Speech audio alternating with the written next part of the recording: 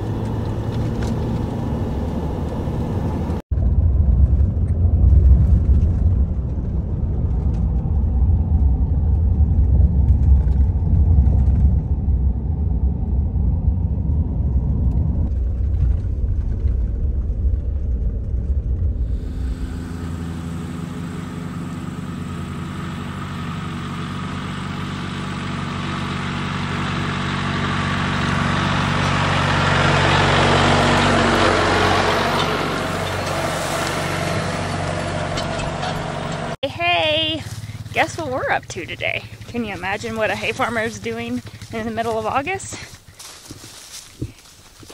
Pretty excited that we are here at the Thompson farm. We're going to be demoing some stuff with side instructor Nobi.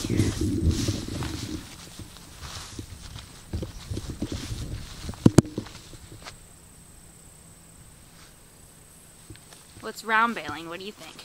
No. You think we'll go back? I don't know. You think we can talk you into going round bales? Maybe. We'll see.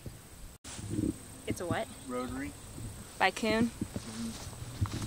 So what's the difference between like this rake and our rake? This is PTO driven, where ours is just ground driven, so because you just let it down and go. So, it claims that they make the windrows fluffier though. Huh.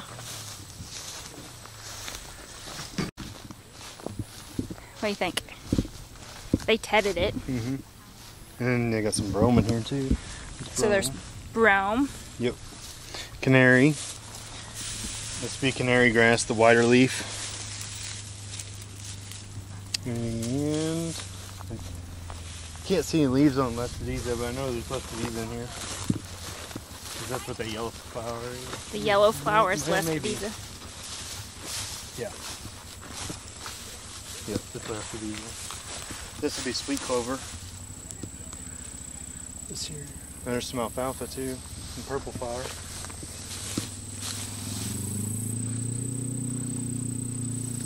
And looks like there's timothy, fescue. It's There's good. a little bit of cheap. Oh, that's brome. Yeah. A little bit of everything. Yeah. Nice, good mix. Clover, red clover. Red clover. So there's a difference in this purple flower than there is this one. One's alfalfa and one's clover.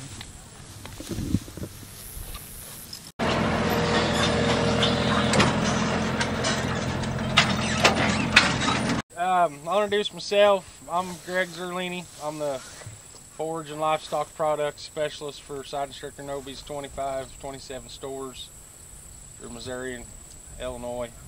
I'm from over at Pike County, right along the Mississippi River. Just everything's in meters now, so that's 3 meters, and we go to 350 for 400s, a 13-footer, 450, and a 500. So a C500 would be your center pivot, 16-foot.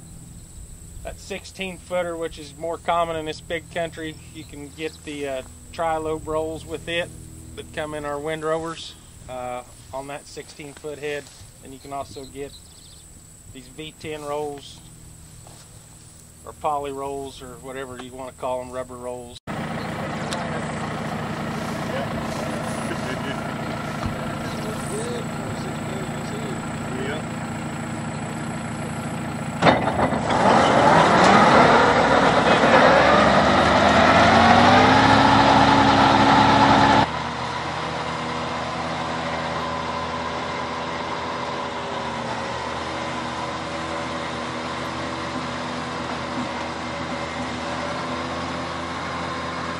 What do you think? I'm just looking to see how tight he had it crimped. So if I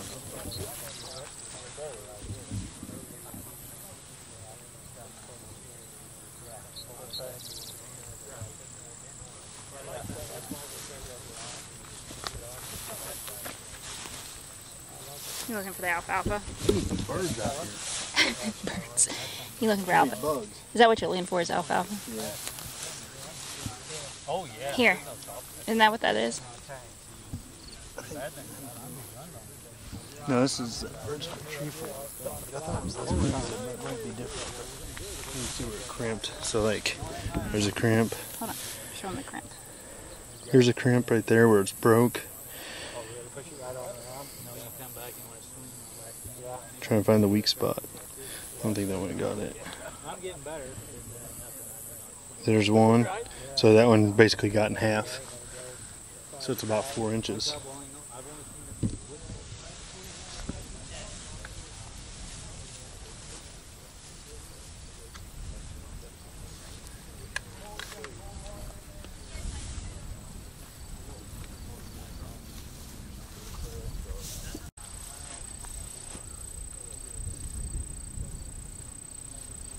So this here is our Kuhn Rotary Rake. We do sell Kuhn products at all of our locations in Illinois and Missouri. Kuhn's been known in the forage equipment business probably since early 1900s overseas. There's started out as a big company over there. They're now it's called Kuhn North America. They're up in Wisconsin. I think they've got 4 plants. They do manufacture other tillage tools, seeding equipment, manure spreaders, feed mixers, a lot of livestock products and forage products as well, mergers and that. So we do start. We stock several of these rotary rakes. I'm a big fan of them just because of the years of the wheel rakes and even the Vermeer bar rakes that we've tried and stuff like that. I don't think you can really get a better windrow as far as feeding into a baler, whether it be a round baler, big square baler, or a small square baler. I mean, it's just I don't call it a rake, I call it a hay tool, in my opinion, because I mean, you can really make a field look pretty with it, and it does an excellent job. So this model here is a 6501. It is set up to follow this 9-foot mower over here, this 300. So if we was doing wet hay, these rotors would put 2 in the same windrow for the baler. So several adjustments on it for height. As you can see, we've set this one up. For this mower, we run that cutter bar pretty high in all our crops because we don't know what fields we're going to be in with rocks and everything like that. So I like to cut no lower than the top of my boot. And then we set this rake up here.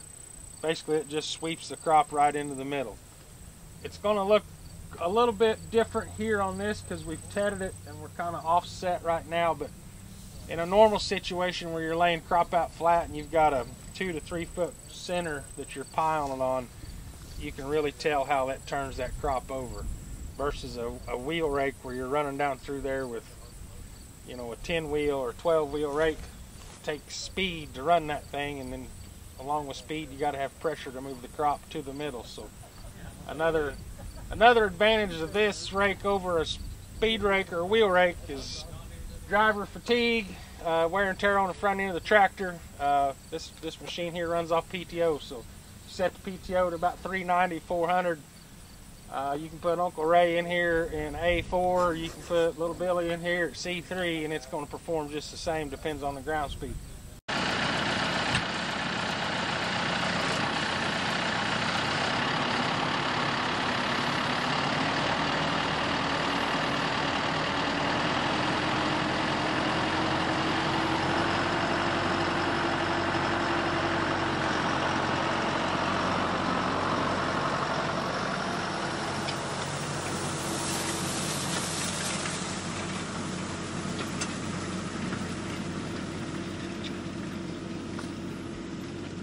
So this is our 560. I guess I'll start out. John Deere's on a 0 series now. Probably some guys running 6s, 7s, 8s, and 9s up here in this country. So now everything ends in a 0. We got the M, which is the mid-grade range, and then we got an R range too, in types of balers. This here is a 560M silage. We do make this in a 540 and a 1000 PTO. The one difference, the silage stickers on there is for the powered cross auger. If you look in the front, you'll see that this has got some added on features for doing wet hay, which is becoming more and more common with the weather pattern that we've got. Hasn't been a whole lot change on John Deere round balers, in my opinion, since they started making them. I mean, hay goes in the front, goes in the round, comes out the back. Still running basically the same pressure system. This is a solid core baler, net wrap in the back, and does also have twine.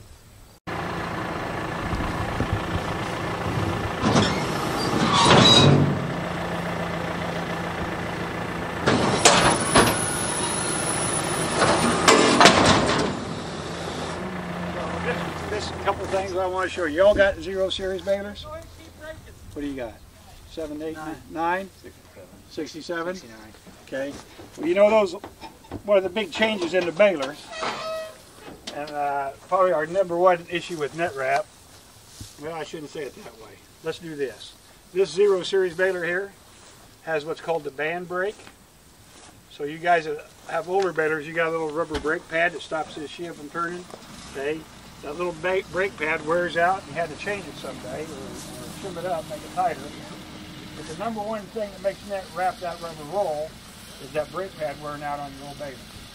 So, TAMA engineers, me included, I'm not an engineer, but me included, and John Deere engineers work hand in hand. If TAMA wants to change something in this net, I go to work with John Deere, we go to the field, and we run a bunch of nets in John Deere balers to make sure the net's not going to do anything to the baler.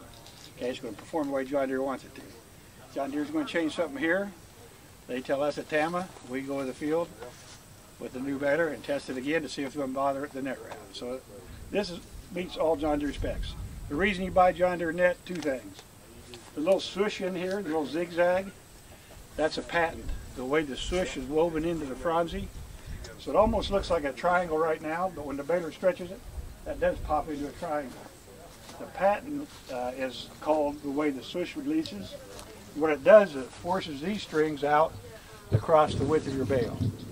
So John Deere, when we tell you our net is edge to edge, or our net is cover edge, the way the net is made is what makes it go edge to edge your bale or cover edge your bale. Okay, the swoosh, not very strong. So if somebody goes up and grabs all that roll net and says, well, your net's weak. Everybody's swoosh is pretty weak. It doesn't really do much. Doesn't have anything to do with the strength. Its job is to force those fronsies out across the width of the bale. The B-wrap, so it eliminates getting white mold all over the bales. Then when it's raining, snowing, freezing and thawing on the ice, that moisture doesn't get back through the material and get on the bale of hay. Okay, so it's almost like putting your bales in a barn, but you're still storing them outdoors. It'll keep a bale pretty much 18 months, pretty much like the day you baled it up. So it'll look like this 2 years from now, sitting outside. And y'all know moisture is the enemy of your bale of hay. Once you bale that up and it's sitting out here getting rain, snow, and ice on it, the quality of that hay is going down every single day. University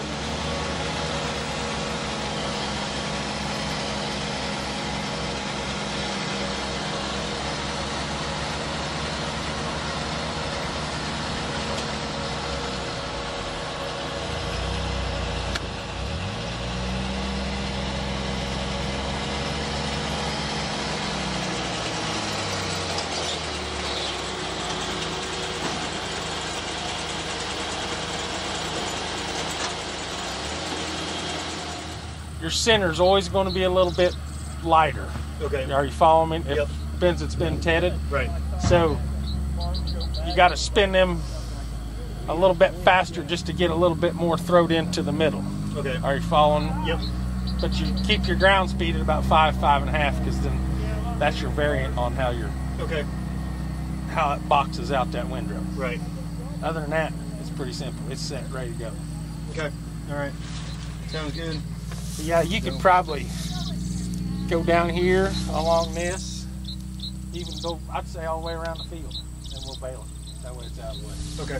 All right. Sounds good, man.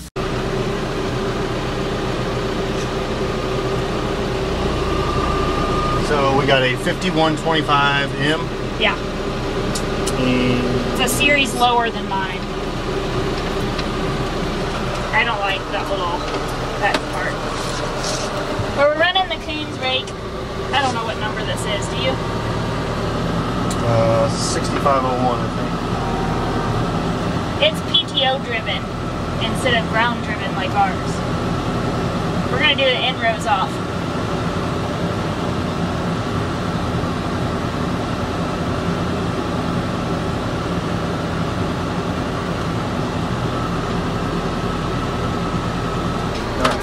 Go. Yep.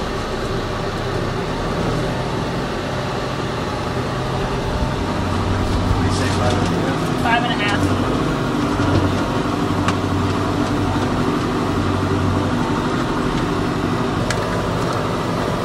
So this field was tedded. They got a little bit of rain yesterday. They wasn't even sure they were going to have this Hay Days demo today.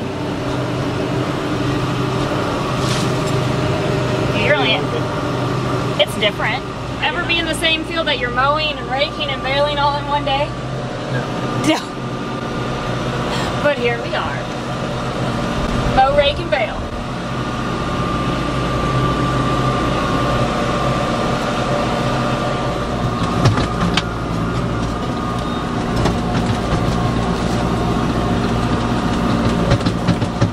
It doesn't ball too bad. It's balling a little bit, but not bad. It's not too bad. I've seen worse. I've made worse.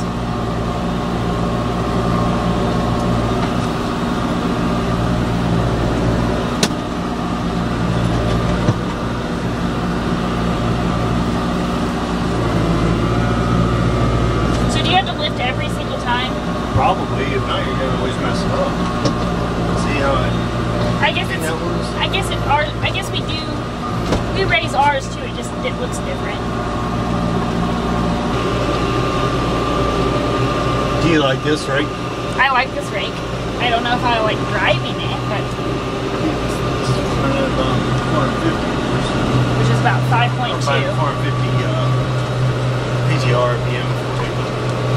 I think it's making a little tighter.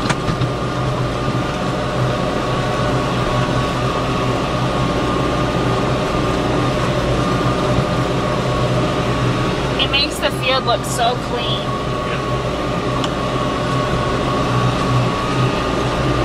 We're going to be upgrading rakes next year.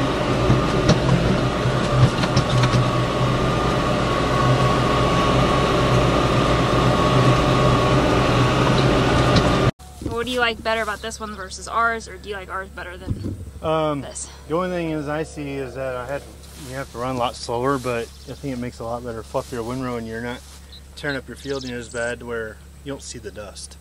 So. What about this 3-pin? This would be different than what we have. Yeah. Pretty good. I liked it. It would be a learning curve. Yep. I'd really have to practice. But my windrow is pretty straight. So today we got to hang out with our lovely people from Side & Stricker Novi. We got to do a Hay Days, we got to test drive some new equipment, run a different rake, learn all about round baling, and I realized just how much I appreciate my big square baler and my little square, because twine is so much easier to load than net wrap. But if you guys like today's little hay video, make sure you guys leave a thumbs up. You know what to do, subscribe, comment, and we'll see you in the next one.